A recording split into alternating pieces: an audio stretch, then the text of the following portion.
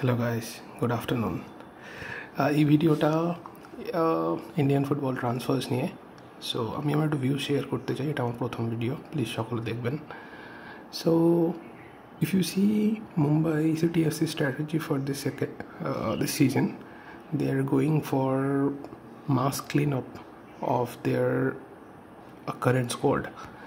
তারা অলরেডি তাদের 10টা স্কোয়াড প্লেয়ারকে ছেড়ে দিয়েছে, ইনক্লুডিং মানজোরো, ভ্যান নিফ, তারপর যাদের তারা লোনে নিয়েছিল, এছাড়া লোন আউট ছিল, যারা লোনে নিয়েছিল যেমন প্রবীর দাস লোন আউট ছিল, যেমন আমায়রা নাওয়ারে, এদেরকে সবাইকে ছেড়ে দিয়েছে এবং তাদের টার্গেট হচ্ছে যে তারা আই লিগ এবং একাডেমিস থেকে প্লেয়ার নিয়ে রিবিল্ডের দিকে যাবে, which is a good approach.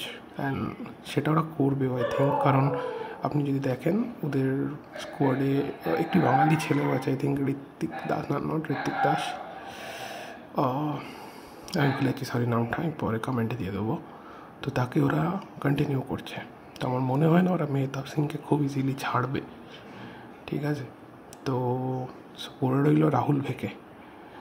তো Rahul Bheke is 34 year old, so he will be require a hefty amount to secure his future and all. So I think ও হয়তো মোহনবাগানের দিকেই ঝুঁকবে, আমার পার্সোনালি মনে হয়। এছাড়া আমার যেটা মনে হয় যে আমরা যেভাবে ট্রান্সফারগুলোকে দেখি, this is not the right way. কি ট্রান্সফার ফি বাড়িয়ে দিল কমিয়ে দিল, এটা পসিবল না। তাদের কন্ট্রাক্টেই থাকে this is B my ultimate transfer ফি। যেমন আজ লামিন ইয়ামালের কন্ট্রাক্ট সাইন হচ্ছে till 2031 and it is saying 1 billion, right?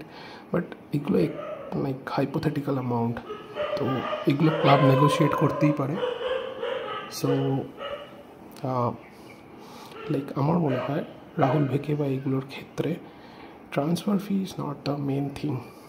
Main thing is personal terms and the project. ও অবশ্যই চাইবে ও একটা ইন্টারন্যাশনাল টাইটেলের জন্য যেতে, রাইট? লাইক মোহনবাগানের কাছে ACL2 এর অপরচুনিটিস আছে, সেই হিসাবে ইস্ট বেঙ্গল কাছে সেরকম কিছু নেই।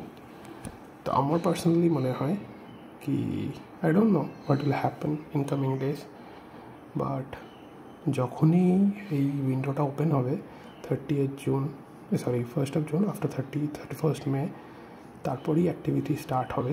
So most of all we will see that many players is being released or mutually terminated their contract from their current clubs. এগুলো এখন অবধি চলবে।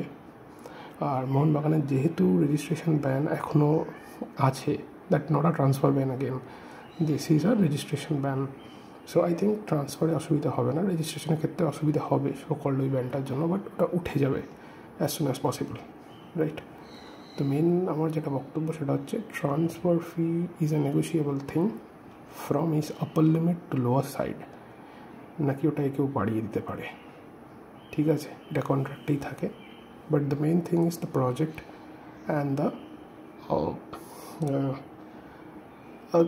Opportunities offer to you. আমি তোমাকে এক্সপিরিয়েন্সও লাইক এক্সাম্পলও দিতে পারি, যেমন ভিক্টর গায়কারেস, ও রুবেন আমরিমের খুব কাছের লোক, ওকে ব্রাইটন থেকে তুলে নিয়ে গিয়ে অত বড় সাকসেস দিয়েছে অ্যাট স্পোর্টিং। বাট ওর একটাই অ্যাসপিরেশন ছিল কি যে ইউরোপিয়ান ফুটবল খেলবে। তো ম্যান ইউনাইটেড যখনই স্পার্সের কাছে হেরে গেল, তখন লাইক চ্যাম্পিয়ন্স লিগ খেলার অপরচুনিটিটা গেল। তো এখন ওই জন্য ও অনেকটাই অফ করে দিচ্ছি ডিলটা। He is looking for Arsenal, but coming ডেসে কী হবে জানা নেই।